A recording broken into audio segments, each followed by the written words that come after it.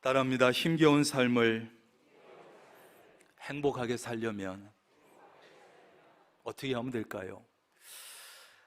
어느 목욕탕 사장님이 계셨는데요, 이 목욕탕 사장님이 자기가 경영하는 목욕탕 입구에다가 이렇게 크게 써붙여 놨습니다. 따라합니다. 사람은 누구에게나 때가 있다. 기가 막힌 아이디어지요. 목욕탕과 참 잘 나오는 글인데, 남녀노소 누구에게나 때는 다 있습니다. 때가 없는 사람은 없는데, 그런데 여기서 때라고 하는 것이 과연 우리 몸에 있는 그런 때만 의미하는 것일까? 그런 생각을 해보면서 제 생각에는 몸에 있는 더러운 때라는 의미와 함께 기회라는 의미를 담은 것 같습니다. 이런 것이죠. 사람은 누구에게나 때가 있습니다. 기회가 있습니다. 좋은 기회가 올 때가 있습니다. 지금 좀 힘들지만 실망하지 마세요. 열심히 살다 보면 좋은 기회가 올 것입니다. 이렇게 해서 자기 목욕탕을 찾는 손님들에게 소망을 주고 희망을 주기 위해서 그런 글을 써 붙여 놓은 것이 아닌가 하는 것이죠. 그런데 오늘 본문 바로 앞에 보면 전도서 3장이 시작되면서 우리 몸에 있는 때와는 다른 때가 한 가지 나오는데 1절입니다. 범사에 기한이 있고 천하만사가 다 뭐가 있다? 때가 있다. 때가. 우리 인생은 하나님께서 함께 하실 때 의미가 있는 줄로 믿습니다. 하나님이 함께 하셔야 우리의 인생은 의미가 있는 것이에요. 그리고 우리가 어떤 일을 준비하고 또 하고 어떤 일이 이루어지는 것은 궁극적으로 하나님의 손에 전적으로 달려 있는 줄로 믿습니다. 그러므로 우리는 어떤 일을 준비하고 계획할 때마다 하나님의 뜻이 어디 있을까? 하나님의 뜻이 내 뜻과 맞을까? 하나님의 뜻을 분별할 줄 알아야 돼요. 그 다음에는 하나님의 때도 우리가 생각을 해야 돼요. 나는 이 때가 때라고 생각하는데 하나님의 때는 나의 생각하는 때와 같을까? 또 나의 생각이 하나님의 계획과 다르지는 않을까? 그래서 나의 계획과 하나님의 계획을 생각해 보고, 또 나의 때와 하나님의 때가 다를 수 있다는 사실이고, 이것은 무슨 인간의 자유의지를 무시하는 것, 그런 것이 아닙니다. 우리 믿음의 사람, 하나님을 섬기는 사람들은 무슨 일을 하든지, 무슨 일을 계획하든지, 무슨 일을 준비할 때 하나님의 뜻도 생각하고 하나님의 계획도 생각하고 하나님의 때도 생각하고 내 하는 일이지만 하나님의 도우심도 계산에 넣고 이렇게 살아가야 돼요. 산부인과 의사면서 교회 장로님이신 그 장로님이 한 분 계시는데, 이 장로님은요, 산모가 아이를 출산할 때가 임박하면 분만실 밖에 있는 아빠를 안으로 불러드립니다. 그리고 아빠의 손에다가 가위를 손에다가 들려주고 탯줄을 자르게 합니다. 그러면서 이렇게 말해줍니다. 이 탯줄을 자른 후에 아이를 방치하면 이 아이는 죽습니다. 이제 탯줄을 자르세요. 그리고 이 아이의 인생을 책임지세요. 이렇게 얘기를 해준대요. 그러면 이제 가위를 받아든 아빠는 벌벌 떨기도 하고 눈물을 흘리는 사람도 있고 기도하면서 탯줄을 자른다요. 탯줄이 잘린 아기는 그 순간부터 부모와 연결되고 세상과 연결되어서 살아가게 됩니다. 여러분, 그래서 세상에는 배꼽이 없는 사람이 아무도 없어요. 배꼽이 다 있어요. 목욕할 때마다 배꼽을 보고, 아, 내가 엄마 뱃속에 있을 때 이 탯줄을 통해서 엄마와 연결시켜 있었지, 연결되어 있었고 엄마가 나에게 필요한 모든 것을 뱃속에 있는 동안 공급해 주었지, 기억하는 거예요. 그래서 이 배꼽이라고 하는 것은 엄마와 아이가 탯줄로 연결되어 있었다는 증거물이 되는 거예요. 탯줄은 산모가 아이의 생명을 유지해주는 생명 연결선입니다. 그래서 산모는 아기가 태어날 때까지 만 9개월 동안 이 탯줄을 통해서 모든 것을 공급해 주지요.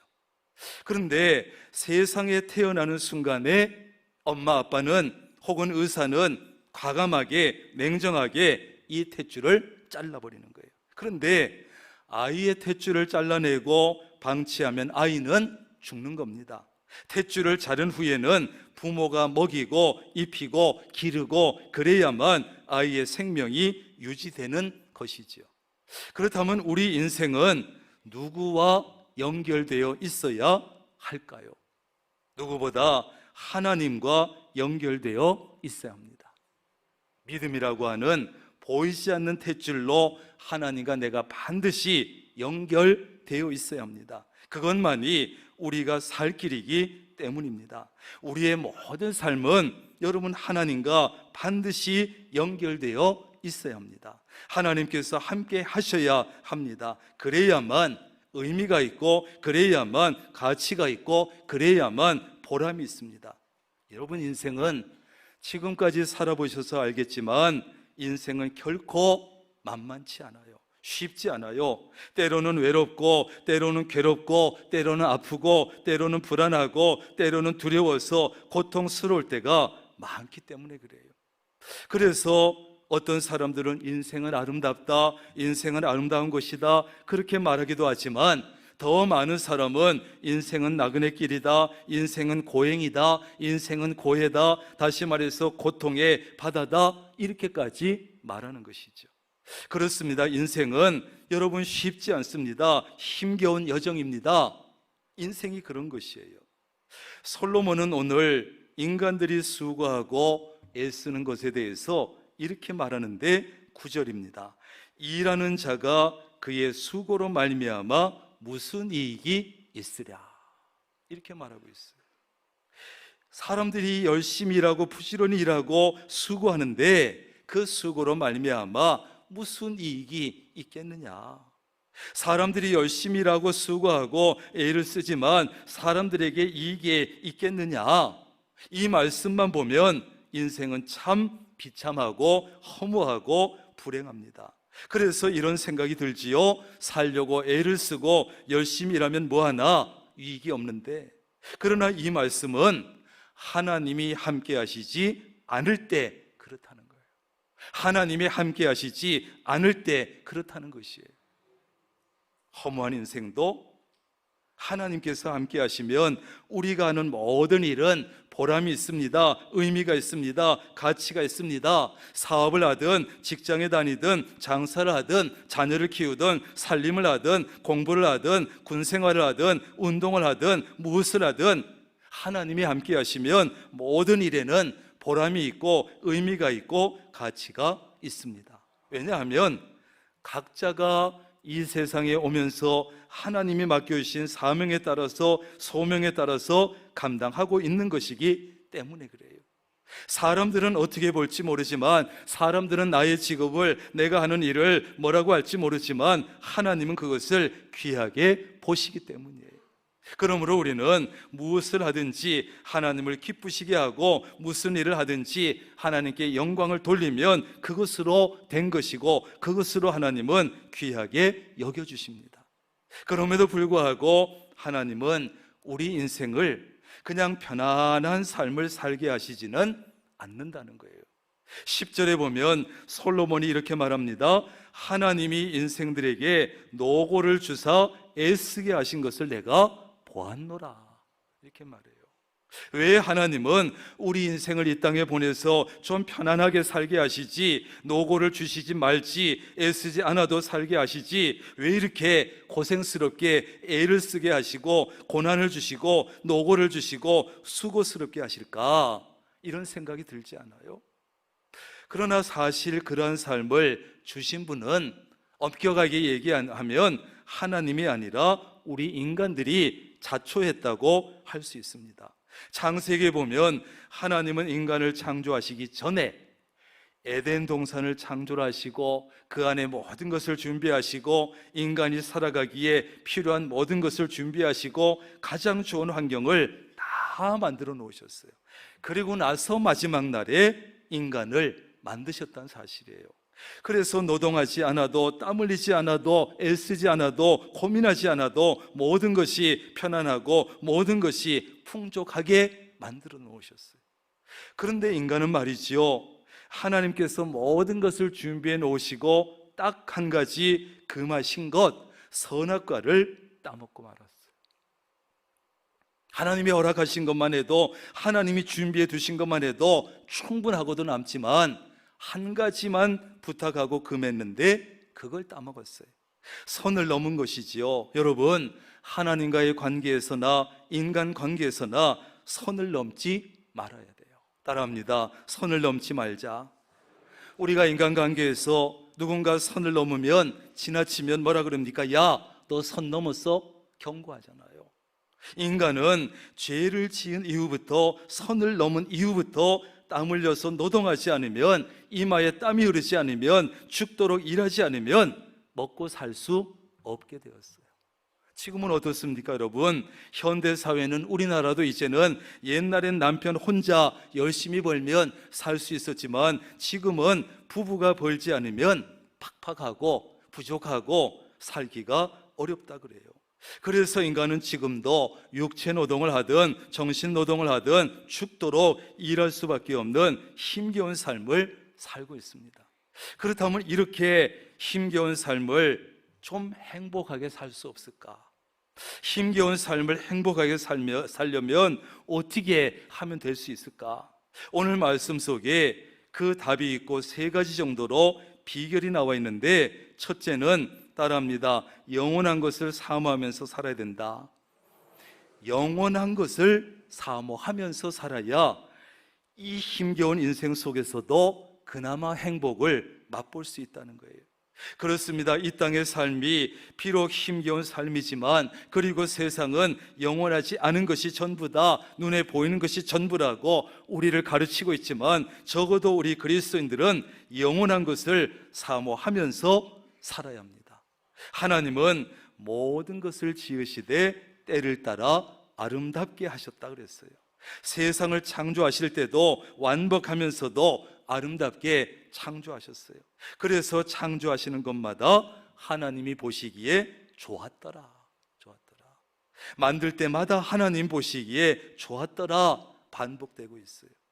완전하신 하나님께서 만드셨으니 완전하신 하나님께서 보시기에도 참 좋았습니다, 완벽했습니다 뿐만 아니라 이 세상의 모든 일은 하나님의 뜻에 따라 되어질 때 가장 아름답게 되어지는 줄로 믿습니다. 그런데 오늘 말씀에 또 보니까 하나님이 하시는 일의 시종을 사람으로 측량할 수 없게 하셨다, 이렇게 말씀해요. 하나님은 하나님이 하시는 일을 우리로 하여금 헤아릴 수 없게 했어요. 헤아릴 수 없게. 그래서 때로는 내가 볼 때에, 때로는 나와 내 주변에서 일어나는 일들이 참 부족해 보고 뭔가 잘못된 것처럼 보일 때가 많이 있어요. 그래서 우리는 불평하게 되고 원망할 때가 있는 것이죠. 아니, 나는 아무리 생각해도 이게 아닌 것 같은데, 잘못된 것 같은데, 부족해 보이는데, 그래서 원망하고 불평할 때가 있어요. 그러나 하나님의 뜻에 따라 되어진 일은 잘된 것이고 완벽한 것이고 아름다운 것인 줄로 믿습니다. 내게 일어난 일이나 우리 가정에 일어난 일이나 우리 교회에 일어난 일이나 우리나라에 일어난 일이나 세계적으로 일어난 일이나 지금은 잘못되어 온 것 같이 보이고 지금은 불행해 보일 수 있고 잘못된 것처럼 보일 수 있지만, 그러나 나중에 돌아보면 하나님의 뜻이 있었구나, 하나님의 뜻에 따라 된 일이구나, 이렇게 하시려고 하나님께서 그런 일을 하셨구나, 결국 잘된 것이라고 우리는 고백하게 될 것입니다. 그것이 하나님이 하시는 일이에요. 하나님은 인간들에게 영혼을 사모하는 마음을 주셨고 영원한 것을 사모하는 마음을 주셨지만, 많은 사람들은 영원하지 않은 것을 사모하고 눈에 보이는 것을 사모하고 금방 있다가 사라질 수 있는 것을 사모하면서 살아요. 하나님께서 하시는 일은 영원합니다. 하나님께서 우리를 위해서 준비해 두신 것들도 영원합니다. 그러나 우리 인생은 여러 가지로 한계가 많고 또 연약한 그런 존재들이에요. 우리가 이런 한계와 연약함을 극복할 수 있는 비결은 뭘까? 그것은 영혼을 사모하고 영원한 것을 사모하면서 사는 것이에요. 어떻게 이 힘든 삶을, 어떻게 이 힘에 부치는 삶을 그 속에서 그래도 행복을 누릴 수 있을까?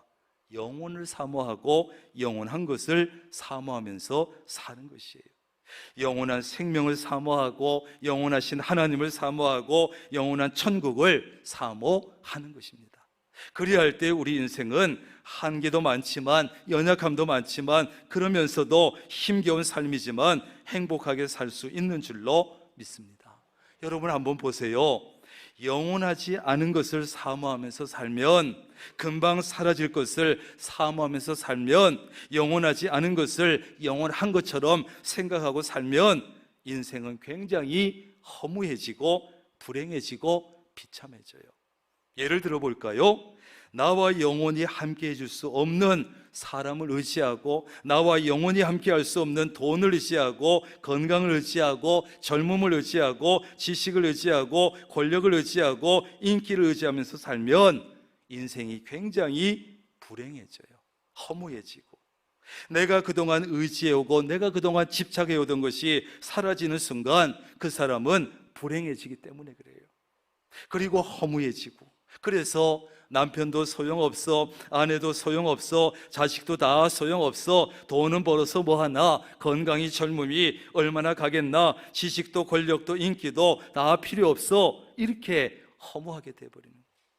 이것이 지나치면 극단적인 선택까지도 선택할 수 있게 되는 거예요. 다 소용없어, 다 소용없어.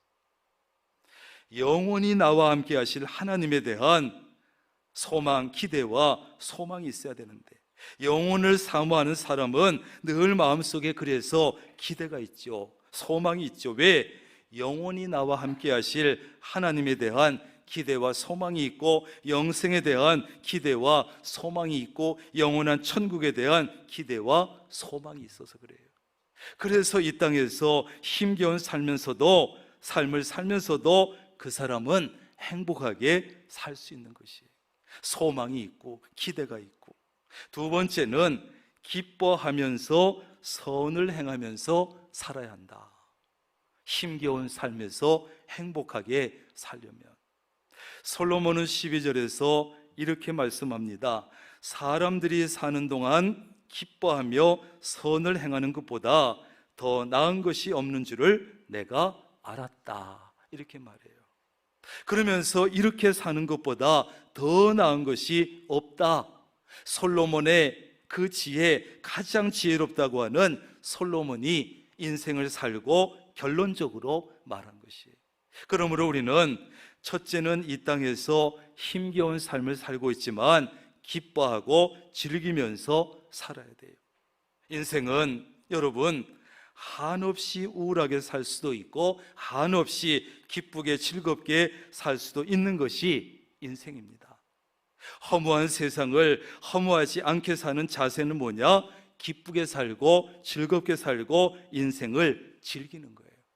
이렇게 얘기하면 어떤 사람들은 말하겠지요. 아니 목사님, 기쁜 일이 있어야 기쁘게 살지요, 즐거운 일이 있어야 즐겁게 살지요. 누구는 우울하게 살고 싶어서 삽니까? 누구는 짜증내면서 살고 싶어서 삽니까? 그럴 거예요.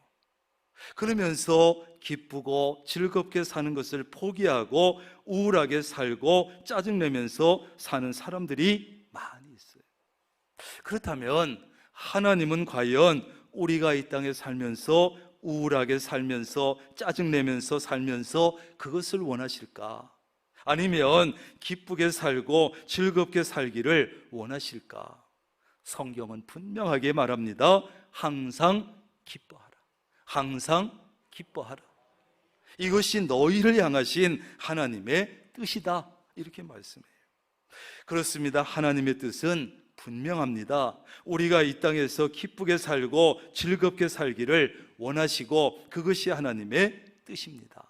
하나님은 우리 인생이 쉽게 우울해지고 쉽게 짜증내고 쉽게 불평하는 그런 존재인 것을 너무나 잘 아시기 때문에 아예 명령으로 항상 기뻐하라, 항상 기뻐하라 명령으로 말씀하신 거예요. 그러므로 우리는 힘겨운 삶을 살고 있지만 기뻐할 거리를 찾아서라도 의식적으로라도 여러분 기뻐하며 살기를 바랍니다. 하나님의 뜻이니까. 하나님은 기뻐하라고 그러면 명령만 하시고 손 놓고 계신가? 아무것도 하시지 않고 그저 기뻐하라고만 하신 건가? 아닙니다. 광야 같고 사막 같은 세상이지만 하나님은 곳곳에다가 오아시스 같은 우리가 기뻐할 수 있고 즐길 수 있는 것들을 참 많이 숨겨두셨어요. 우리에게 기쁨을 주시고 즐기게 하시기 위해서 감탄을 자아내는 입이 쩍 벌어지는 아름다운 자연을 허락하셨어요. 이야, 대단하다. 이곳저곳을 여행하면서 입이 벌어지고 감탄을 자아내는 아름다운 자연을 주셨고, 수많은 먹을거리를 주시고 수많은 음식 재료를 주셔서 먹으면서 또 입을 쩍 벌려 감탄하게 하시고, 결혼 제도를 통해서 가정을 주시고 배우자를 주시고 자녀를 주셨어요. 우리는 이 가정과 배우자와 자녀를 통해서 엄청난 기쁨을 누릴 수 있는 것이에요. 이 말을 듣고 인정이 되지 아니하고 받아들여지지 아니하고 아멘이 나오지 않는 것은 우리가 부족해서, 우리가 잘못해서 그런 것이죠. 하나님은 기본적으로 다 준비해 두셨는데 우리가 가정을 잘 세우지 못해서, 우리가 가정을 아름답게 세우지 못해서, 우리가 가정을 행복하게 꾸미지 못해서 아멘이 못 나오는 것이죠. 그러나 하나님의 뜻대로 가정을 잘 세우고 행복을 가꾼 사람은 가정이 작은 천국이 되고 큰 기쁨을 누리게 될 줄로 믿습니다. 일을 해도 즐거운 마음으로 해야 합니다. 똑같은 일을 해도요, 돈의 노예가 되어가지고 그냥 돈만 보이고 돈에 눈이 시뻘개지고 그러면서 일하고 오직 먹고 살기 위해서 일하고 마지못해서 죽지 못해서 일하면 얼마나 힘들고 괴롭고 고통스럽겠어요. 그러나 마음을 바꿔 먹으면 일하는 것도 기쁘고 즐겁습니다. 일하고 싶지만 일할 곳이 없어서 일할 수 있는 건강이 되지 않아서 일하지 못하는 분들이 얼마나 많은지 몰라요. 이 불경기에 내가 가서 일할 곳이 있고 내가 출근할 곳이 있고 내가 일할 수 있는 건강이 되어서 일하는데 얼마나 기쁘고 감사한 일이에요. 일할 수 있어서 좋고, 그 다음에 일하면서 내 가정을 꾸려갈 수 있어서 좋고 얼마나 기쁘고 즐거운지 몰라요. 그 다음에 두 번째는 뭡니까? 선을 행하면서 살아야 한다. 어떻게 살아야 된다고요? 선을 행하면서 살아야 돼요. 우리가 기쁘게 살면서 해야 될 일이 한 가지 있는데 그것은 선을 행하는 것이에요. 기쁘게 사는 것과 선을 행하는 것이 무슨 관계가 있나? 밀접한 관계가 있어요. 여러분, 진정한 기쁨은 선을 행할 때 누릴 수 있는 줄로 믿습니다. 받을 때도 기쁘지만 나눌 때 기쁨, 줄 때의 기쁨과는 비교할 수 없어요. 여러분, 선행은요, 돈이 많다고 해서 하는 것이 아니에요. 돈이 많다고 해서 절대 베풀 수 있고 나눌 수 있는 것이 아니에요. 이번에 우리 목회자들을 위해서 양복 후원을 하면서 이렇게 명단을 제가 한번 쭉 훑어보면서 맞아, 이 선을 베풀고 베푼다고 하는 것은 돈 있다고 되는 것이 아니지, 그런 생각을 또 해보게 됐어요. 여러분, 선을 행하면 보람이 생기고 선을 행하면 마음이 기쁘고 선을 행하면 행복해집니다. 그러므로 이 허무한 세상을 극복하고 힘겨운 삶이지만 행복하게 살 수 있는 비결은 선을 행하는 것이에요. 내가 뭐가 있다고 선을 행해? 내가 뭐가 있다고 해서 나도 부족한데 무슨 선을 행해? 그럴 수 있지요. 여러분, 평생 자신을 위해서 자기가 번 돈을 자신을 위해서만 쓰고 살고 남에게는 작은 선조차 행하지 않는 분들이 있습니다. 그런 분들이 정말 기쁘게 사는 것을 저는 보지 못했어요. 나이가 들어갈수록 인생이 허무하다고 하고 외롭다고 하고 우울하다고 하고 우울하게 지내고 그렇게 지냅니다. 그러나 많이 베풀고 선을 행한 사람은 그렇게 살지 않아요. 마지막 세 번째는 먹고 마시고 수고함으로 낙을 누려야 됐다. 그래서 힘겨운 삶이지만 그 속에서 행복하게 살 수 있다는 거예요. 솔로몬은요, 사람이 먹고 마시는 것과 수고함으로 낙을 누리는 것은 하나님의 뭐다? 선물이라 그랬어요. 여기서 먹고 마시는 것은 편안하고 부족함 없이 사는 것을 말합니다. 사람이 수고해서 얻은 물질로 편안하게 사는 것은 죄가 될까요? 죄가 안 될까요? 죄가 안 됩니다. 내가 열심히 수고해서 벌어가지고 내가 즐기고 내가 쓰고 먹고 마시는 것은 죄가 아니에요. 하나님이 주시는 선물이요, 하나님의 보상이요, 하나님의 은혜입니다. 그러나 수고하지 아니하고 낙을 누리려고 한다면 그것은 하나님의 뜻이 아니고 하나님이 기뻐하시지 않는 것이죠. 그러므로 우리는 땀 흘려 수고해서 얻은 물질로 편안하게 살고 먹고 마시고 낙을 누려야 합니다. 그러나 한 가지 기억할 것이 있는데, 지난주에 들은 설교의 말씀을 연결해서 보면 가이사의 것은 가이사에게, 하나님의 것은 하나님에게. 우리가 낙을 누리는 것은 좋지만 하나님의 날까지 내 날처럼 사용하고 하나님께 돌려드려야 할 것을 내 것처럼 사용해서 내 것도 내 것으로, 하나님 것도 내 것으로 그래가지고 낙을 누리는 것은 안 된다. 왜? 그것은 선을 넘는 것이기 때문에. 선을 넘으면 아담과 하와처럼 에덴 동산에서 쫓겨날 수 있어요. 낙을 누리지 못하고 오히려 불행해집니다. 그러므로 우리는 낙을 누리되 우리에게 주어진 날, 내게 주어진 날, 내게 주어진 물질, 그것만 가지고 낙을 누려야 행복할 수 있습니다. 그것으로 충분합니다. 마지막은 하나님을 경외하면서 살아야 힘겨운 삶이지만 행복하게 살 수 있어요. 하나님께서 하시는 모든 일에 대해서 우리는 더할 수도 없고 덜할 수도 없다, 14절에 말씀해요. 다시 말해서 하나님이 하신 일을 회방할 수도 있고 없고 막을 수도 없다. 여러분 생각해 보세요. 하나님이 하시는 죽음을 막을 수 있습니까? 질병을 막을 수 있습니까? 사고를 막을 수 있습니까? 없습니다. 어떤 천재지변도 막을 수 없어요. 그래서 인간은 그런 것을 보면서 하나님을 의지하게 되고 하나님을 공경하게 되고 하나님을 두려워하게 되는 거예요. 그런데 그것을 보면서도 어리석은 사람들은 하나님을 두려워하지 아니하지요. 다시 말해서 하나님께서 행하시는 모든 일은 우리로 하여금 하나님을 경외하게 하기 위해서 하시는 일이다. 연약한 인간은 하나님을 의지함으로 하나님의 도우심을 받아야 되고, 하나님을 공경함으로 하나님의 복을 받아야 되고, 하나님을 두려워함으로 하나님이 기뻐하시는 삶을 살아야 합니다. 이것이 우리 인간들의 삶이 되어야 돼요. 그래야만 연약한 인간이지만, 한계 많은 인간이지만 인생의 허무함을 극복할 수 있고 힘겨운 삶을 살지만 행복하게 살 수 있는 것이에요. 여러분, 인생 삶이 참 힘들지요. 힘겹지요. 그러나 그 속에서도 우리는 행복한 삶을 찾아야 돼요. 어떻게? 영원한 것을 사모하고 믿음 안에서 기쁘게 살고 또 선을 행하고 수고해서 얻은 것으로 낙을 누리고, 그러면서 하나님을 경외하고. 그래서 여러분, 힘겨운 삶이지만 행복하게 살아가시기를 주님의 이름으로 축원합니다.